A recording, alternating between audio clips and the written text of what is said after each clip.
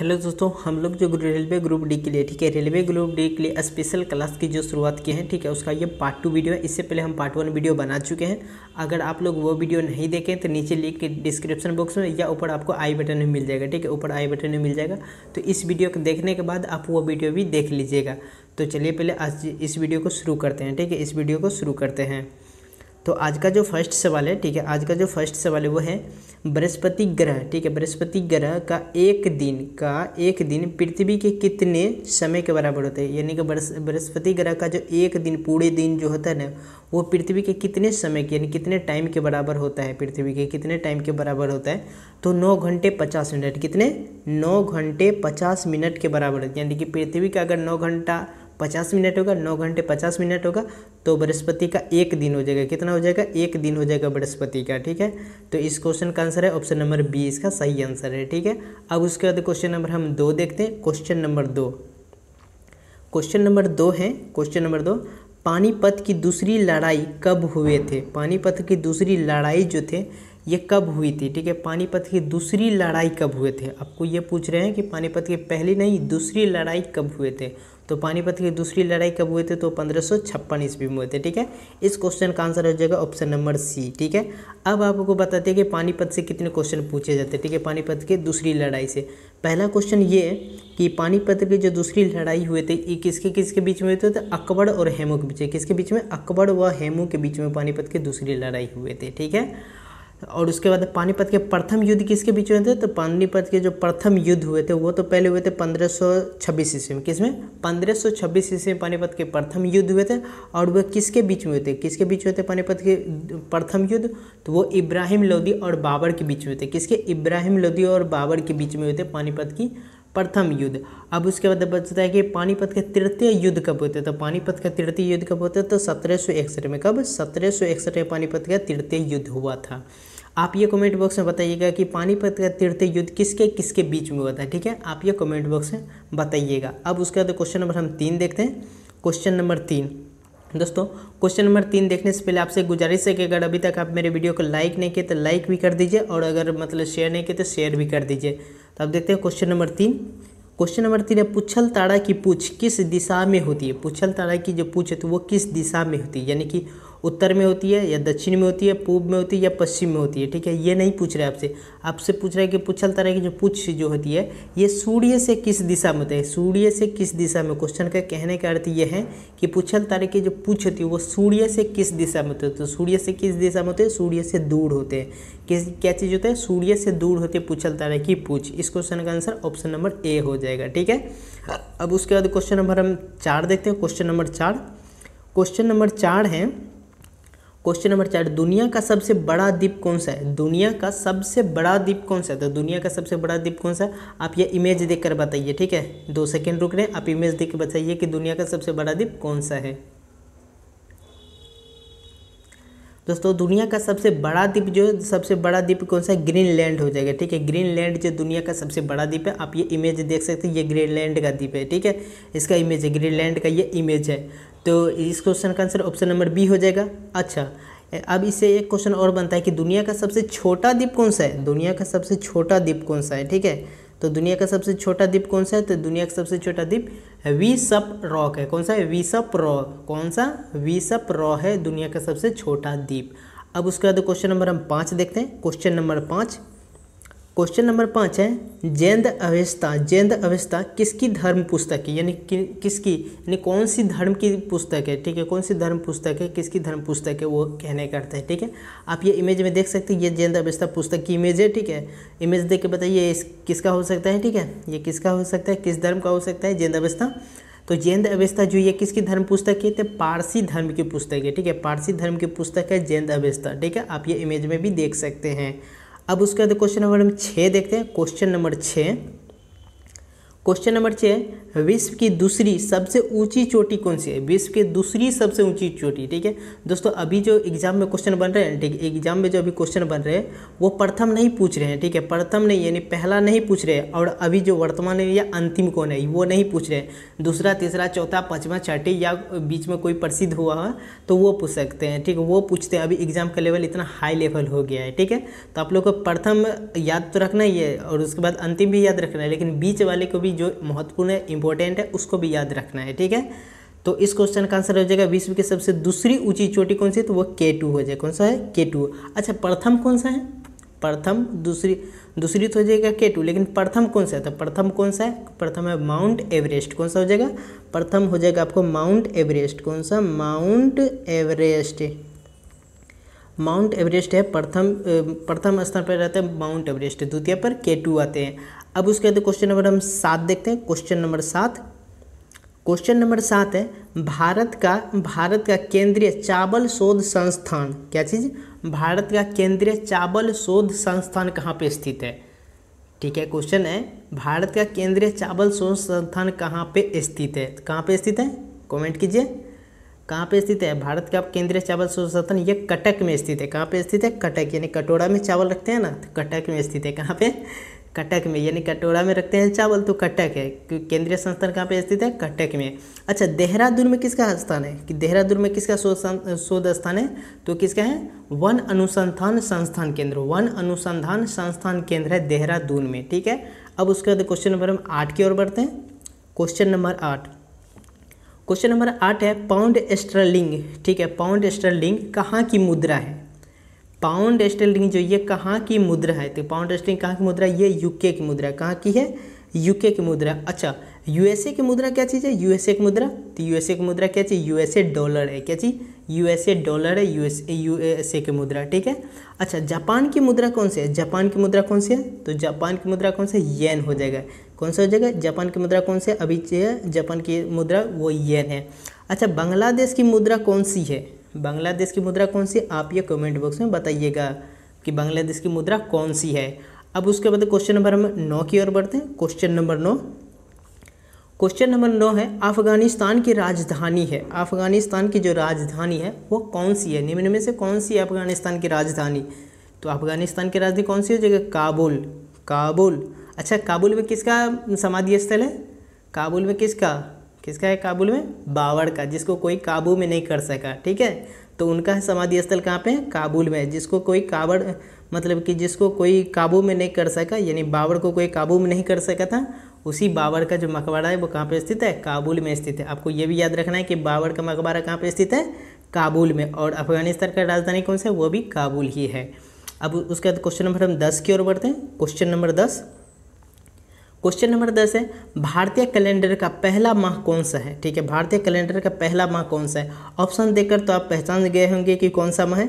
जो भी देहात से होंगे तो वो इस क्वेश्चन का आंसर तो सटीक से दे देंगे कि भारतीय कैलेंडर का पहला माह कौन सा होता है, ठीक है। बताइए कौन सा होगा भारतीय कैलेंडर का पहला माह? तो जो भी देहात से होंगे उसको तो मालूम होगा कि भारतीय कैलेंडर का पहला माह कौन सा है। अगर वैसे पूछते इंग्लिश मीडियम रहते जनवरी फरवरी तो सब टिक कर देते कि जनवरी होगा भाई, पहला माह होता है भारतीय कैलेंडर का। लेकिन यहाँ पे हिंदी में दिया हुआ भाई सावन चैत्र बैसाख आषाढ़, तो इसमें कौन सा होगा? इसमें हो जाएगा चैत्र, ठीक है। ऑप्शन नंबर बी में जो दिख रहे हैं, ठीक है, बी, ये होता है पहला माह। भारतीय कैलेंडर जो है इसका पहला माह होता है चैत्र। अब उसके बाद क्वेश्चन नंबर हम 11 की ओर बढ़ते हैं। क्वेश्चन नंबर 11, दोस्तों अगर अभी तक आप हमारे वीडियो को लाइक नहीं किए तो प्लीज़ लाइक भी कर दीजिए और शेयर भी कर दीजिए, कम से कम 5 लोगों के पास। कम से कम इतना तो आप कर सकते हैं, हम आपके लिए इतना कुछ कर रहे हैं तो आपका भी कुछ फ़र्ज बनता है। कम से कम 5 व्यक्ति तक वीडियो को शेयर कर दीजिए और अगर चैनल पर नहीं है तो प्लीज़ चैनल को सब्सक्राइब भी कर लीजिएगा। अब उसके बाद क्वेश्चन नंबर अगले देखते हैं। क्वेश्चन नंबर अगला मतलब क्वेश्चन नंबर 11 है कामायनी, ठीक है। कामायनी के लेखक कौन है? कामायनी के जो लेखक है इनका लेखक कौन है? कामायनी के लेखक कौन है? तो कामायनी के लेखक कौन है? प्रेमचंद जी है। कौन है?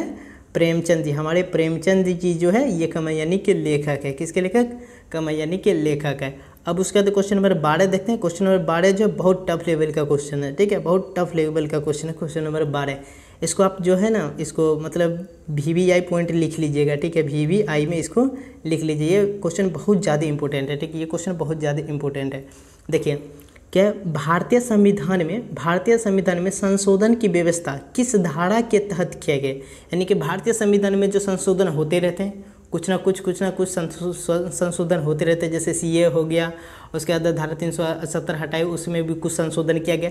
ये सब संशोधन की व्यवस्था किस धारा के अंतर्गत किया जाता है? ठीक है, किस धारा के अंतर्गत इसको अधिकार दिया गया है कि संविधान में संशोधन कर सकते हैं? तो वो किस धारा के अंतर्गत है?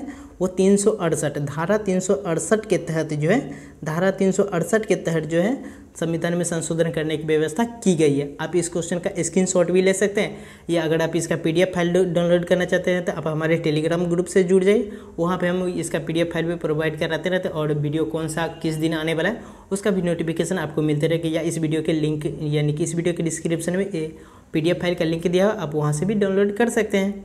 तब उसके बाद क्वेश्चन नंबर हम 13 की ओर देखते हैं। क्वेश्चन नंबर 13 है, भूटान की राजधानी है। भूटान की राजधानी यानी भारत से सटे राज्य हैं, यानी कि भारत के बगल में बसे हुए हैं। ठीक है, भारत के बगल में बसे हैं भूटान। तो भूटान की राजधानी कौन सी है? तो भूटान की राजधानी कौन सी है? थिम्पू हो जाएगा। ठीक है, भूटान की राजधानी कौन सा है? थिम्पू। अच्छा, काठमांडू किसकी राजधानी है? काठमांडू जो है ये किसकी राजधानी है? तो काठमांडू किसकी राजधानी है? ये नेपाल की राजधानी। किसका? नेपाल की राजधानी है आपको काठमांडू। ढाका किसकी राजधानी है? ढाका, तो ये बांग्लादेश की राजधानी। किसका है? बांग्लादेश की राजधानी है ढाका। अच्छा, लेह किसका राजधानी है? लेह, आप ये बताइएगा कि हम बता दें लेह किसका राजधानी है? लेह किसका राजधानी है? तो लेह लद्दाख का राजधानी। किसका है? लद्दाख का राजधानी है लेह। अब उसके बाद क्वेश्चन नंबर हम 14 देखते हैं। क्वेश्चन नंबर 14, स्वदेशी आंदोलन कब आरंभ हुए थे? स्वदेशी आंदोलन कब आरंभ हुए थे? दोस्तों, इस क्वेश्चन में जो ऑप्शन हम इतना बगल में सेट किए, इसका मतलब समझ रहे हैं, इसमें बहुत कुछ हम बताने वाले हैं। ठीक है, तो वीडियो का अंत तक आप बने रहिएगा। इस क्वेश्चन में बहुत कुछ आपको बताएंगे। ठीक है, देखिए, स्वदेशी आंदोलन कब आरंभ हुआ था? तो स्वदेशी आंदोलन कब आरंभ हुआ था, पहले तो आपको ऑप्शन बता देते हैं कि इसका आंसर क्या चीज़ है। इसका आंसर हो जाएगा 1905 ईस्वी में। अच्छा, स्वदेशी आंदोलन क्यों प्रारंभ हुए थे? ये भी क्वेश्चन पूछ सकता है, क्यों प्रारंभ हुए थे? तो स्वदेशी आंदोलन जो थे, ये लॉर्ड कर्जन नामक एक से, मतलब कि भारत का गवर्नर जनरल था, वो मतलब जिस समय वायसराय थे, यानी लॉर्ड कर्जन, वो बंगाल विभाजन कर रहे थे। ठीक है, भारत से, ठीक है, इंडिया से और मतलब बंगाल का, ठीक है, बंगाल का विभाजन कर रहे थे। इन दोनों को अलग कर रहे थे। ठीक है, इन दोनों को अलग कर रहे थे। कौन? Lord Curzon. कब? 1905 ईस्वी में इसको अलग कर रहे थे। ठीक है, 1905 ईस्वी में अलग कर रहे थे। तो अलग जो कर रहे थे, इसके विरोध में कुछ नेतृत्व हुए, कुछ आंदोलन हुए। तो वो कौन सा आंदोलन हुए? स्वदेशी आंदोलन। ठीक है, अच्छा, स्वदेशी आंदोलन जो प्रारंभ हुए थे ना, तो प्रारंभ में इसका कुछ नाम और था। क्या नाम था उसका? इसका प्रारंभ में नाम क्या था? बंग भंग। क्या था नाम इसका? प्रारंभ में था इसका नाम बंग भंग, इसका प्रारंभ में नाम था। ठीक है, और इसका बाद में नाम चल के हो गया स्वदेशी आंदोलन। अच्छा, इस आंदोलन का नेतृत्व कौन कर रहे थे? ठीक है, इस आंदोलन का जो नेतृत्व कौन कर रहे थे? तो वो कौन कर रहे थे? सुरेंद्र नाथ बनर्जी कर रहे थे। कौन? सुरेंद्र नाथ बनर्जी इस आंदोलन का नेतृत्व कर रहे थे। अब ये जो लिखे हैं इसको मिटा देते हैं। अब उसके बाद अगला ऑप्शन बताते हैं आपको। अगला ऑप्शन है मतलब कि 1919 ईस्वी। ठीक है, ऑप्शन नंबर बी में देख रहे हैं आप 1919 ईस्वी। 1919 ईस्वी में कौन सा कांड हुआ था? तो जलियांवाला बाग हत्याकांड हुआ था। ठीक है, 13 अप्रैल 1919 ईस्वी को जलियांवाला बाग हत्याकांड हुआ था। अब उसके बाद ऑप्शन नंबर सी में 1920 ईस्वी का 1920 ईस्वी। तो 1920 ईस्वी में क्या था? असहयोग आंदोलन होता महात्मा गांधी जी के नेतृत्व में। कौन सा? असहयोग आंदोलन। कहाँ से? उत्तर प्रदेश के चौरी चौरा नामक थाना में जो कांड हुआ था। ठीक है, चौरी चौरा नामक जो कांड हुआ था, उसमें आंदोलन शुरू हुआ था, असहयोग आंदोलन। ठीक है, अब उसके बाद क्वेश्चन नंबर मतलब कि ऑप्शन नंबर डी देखते हैं 1930 ईस्वी। ठीक है, 1930 ईस्वी में क्या होता है? 1930 ईस्वी में सविनय अवज्ञा आंदोलन हुआ था। कौन सा? नमक सत्याग्रह जानते हैं ना, महात्मा गांधी जो कहते हैं 12 अप्रैल 1930 ईस्वी को शुरू किए थे दांडी से साबरमती आश्रम में पहुंच के। ठीक है, गुजरात साबरमती आश्रम से जो शुरू किए थे सविनय अवज्ञा आंदोलन, तो वो हुए थे। ठीक है दोस्तों, अगर आप लोग बताइएगा कि महात्मा गांधी के द्वारा जितने भी आंदोलन प्रारंभ किए गए तो उसके लिए एक स्पेशल वीडियो चाहिए, तो आप कमेंट बॉक्स में बताइएगा, हम वो उसका एक स्पेशल वीडियो बना देंगे। ठीक है, तो अभी हम क्वेश्चन नंबर 15 की ओर बढ़ते हैं। क्वेश्चन नंबर 15 बंगभंग आंदोलन। ठीक है, बंगभंग आंदोलन के नाम से जाने जाते हैं। तो बंगभंग आंदोलन के नाम से किससे जाने जाते हैं? अभी मैंने आप लोग को बताया ये कौन से जाने जाते हैं? स्वदेशी आंदोलन जाने जाते हैं बंगभंग आंदोलन के नाम से। अब उसके बाद क्वेश्चन नंबर हम 16 की ओर बढ़ते हैं। क्वेश्चन नंबर 16 की ओर क्वेश्चन नंबर 16 है बंगभंग आंदोलन किसके नेतृत्व में हुए थे। ठीक है, बंगभंग आंदोलन जो हुए थे ये किसके नेतृत्व हुए थे, मैंने अभी आपको बताया नहीं थे किसके नेतृत्व हुए थे, ये सुरेंद्रनाथ बनर्जी के नेतृत्व हुए थे। दोस्तों वीडियो का आप लोग पूरा सीरियस होकर देखिए, ठीक है, पूरा मजे लेकर देखिए, क्योंकि आपको अंत में इसी वीडियो से आपको एक क्वेश्चन दिया जाएगा जिसका आंसर आप लोग को कमेंट बॉक्स में बताना है। तो अब क्वेश्चन नंबर हम 17 को बढ़ते हैं। क्वेश्चन नंबर 17 है आप लोग का, भारत आने वाला पहले यूरोपीय कौन थे। भारत आने वाला पहला यूरोपीय कौन थे, आप लोग बताइए कौन थे भारत आने वाला पहला यूरोपीय। तो भारत आने वाले जो पहला यूरोपीय था वो कौन थे, पुर्तगाल थे। पुर्तगाल नाम सुनते हैं आप लोग को याद आगे कौन आया था भारत पहले, वास्को डिगामा। सही पकड़े आप लोग, ठीक है, कौन सा, वास्को डिगामा पहले आए थे। ये कब आए थे वास्को डिगामा जी, तो ये 1498 ईस्वी में आए थे। कब, 1498 ईस्वी में आए थे भारत, सबसे पहले आए थे ये पुर्तगाली थे। अब उसके बाद दूसरे नंबर पे कौन आए थे, दूसरे नंबर पे डच यात्री आए थे, डच यात्री। ठीक है, अच्छा डच यात्री में सबसे पहले कौन आए थे, डच यात्री में सबसे पहले कौन आए थे, ये भी पूछ सकते हैं क्वेश्चन। अभी एग्जाम का लेवल इतना हाई हो गया तो कुछ भी पूछ सकता है भाई। तो डच आने वाले प्रथम भारत आने वाले प्रथम डच यात्री कौन थे, तो वो कार्नेलिस हडस्तमान थे, ये भारत आने वाले प्रथम डच यात्री थे। अब उसके बाद ऑप्शन नंबर सी में जो अंग्रेज भारत सबसे पहले कौन आए थे, कौन अंग्रेज सबसे पहले भारत आए थे, तो वो विलियम हॉकिंस। कौन आए थे, विलियम हॉकिंस, जो जहांगीर के दरबार में आए थे। किसके दरबार में, जहांगीर के दरबार में विलियम हॉकिंस सबसे पहले अंग्रेज आए थे। ठीक है, अब उसके बाद ऑप्शन नंबर डी में जो फ्रांसीसी, ठीक है, फ्रांसीसी, तो फ्रांसीसी में सबसे पहले कौन आए थे, फ्रांसीसी में सबसे पहले भारत कौन आए थे, तो वो गवर्नर डुप्ले। कौन थे, गवर्नर डुप्ले भारत आने वाले प्रथम फ्रांसीसी शासक थे। ठीक है, फ्रांसीसी यात्री थे। तो अभी देखें हम लोग क्या चीज़, पुर्तगाली में सबसे पहले कौन आए थे, वास्को डिगामा। डच यात्री में कौन से आए, कार्नेलिस हडस्तमान। उसके बाद अंग्रेज में सबसे पहले कौन आए, विलियम हॉकिंस। उसके बाद फ्रांसीसी में सबसे पहले कौन आए, गवर्नर डुप्ले। ठीक है, आप इन चारों को याद रखिएगा। ठीक है, इन चारों को आप याद रखिएगा, इन चारों से आपको क्वेश्चन एग्जाम में पूछ सकता है। ठीक है, और पूछे भी जा चुके हैं बहुत बार। अब उसके बाद क्वेश्चन नंबर 18 को बढ़ते हैं। क्वेश्चन नंबर 18, भोपाल गैस रिसो कब हुए थे, भोपाल गैस रिसो कब हुए थे, भोपाल गैस रिसो कब हुए थे, बताइए भोपाल गैस रिसो कब हुए थे, 1984 में। कब हुए थे, 1984 में। अच्छा एक क्वेश्चन इससे और बनता है, बहुत वो मोस्ट इंपॉर्टेंट क्वेश्चन है, उस क्वेश्चन पर VVI लगा लीजिए। ठीक है, उस क्वेश्चन पर VVI लगा लीजिए, वो क्वेश्चन बहुत ज़्यादा इंपॉर्टेंट है कि भोपाल गैस रिसो में कौन सा गैस का रिसो हुआ था, बताइए।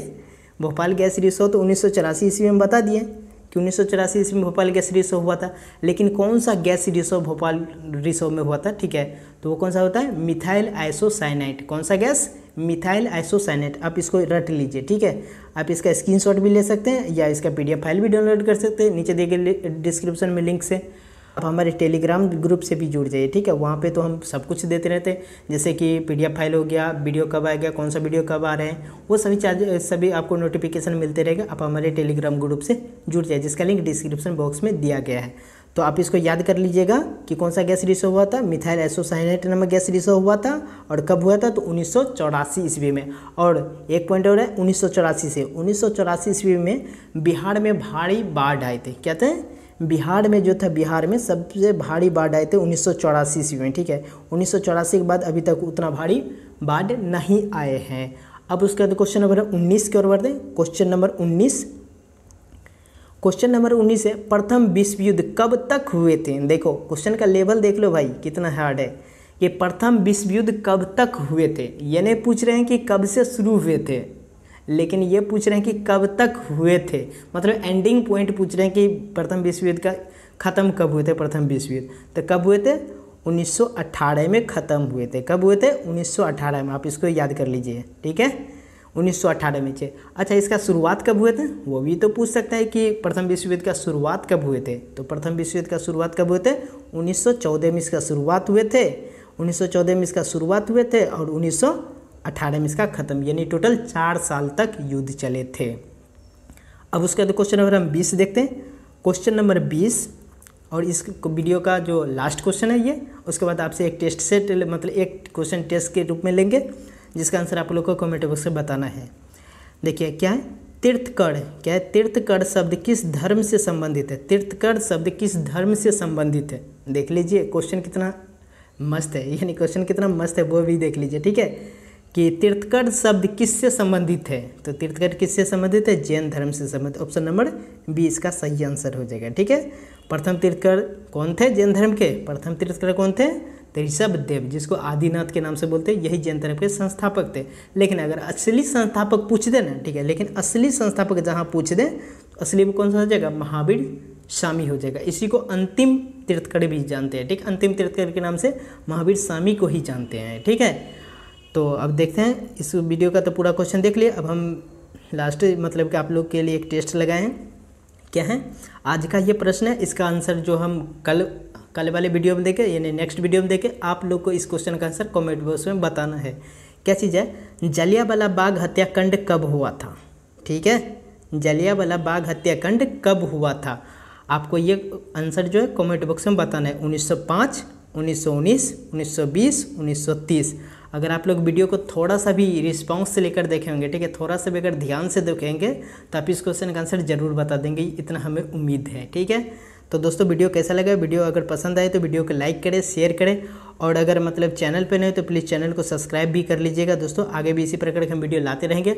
ग्रुप डी का भी ला रहे हैं और SSC MTS और GD के लिए जो वीडियो हम वो भी ला रहे हैं, ठीक है, SSC MTS और GD दोनों के लिए वीडियो ला रहे हैं। उसके बाद ये तो ग्रुप डी का चल ही रहा है, तो हम अभी 3 चीज़ का वीडियो लगातार प्रतिदिन वीडियो आपको दे रहे हैं, ठीक है। तो अगर SSC MTS का तैयारी कर रहे हैं या GD का तैयारी कर रहे हैं तो वो भी वीडियो देख सकते हैं। इसी चैनल पर आपको मिलते रहेंगे प्रतिदिन 9 बजे सुबह के, और ग्रुप डी का 7 बजे सुबह को आपको प्रतिदिन मिलते रहते हैं। तो दोस्तों मुझे उम्मीद है कि इस वीडियो के माध्यम से आप लोग को कुछ नया जरूर सीखने के लिए मिला होगा। तो थैंक यू, धन्यवाद। फिर मिलते हैं एक नए वीडियो में एक नए टॉपिक के साथ, तब तक के लिए गुड बाय।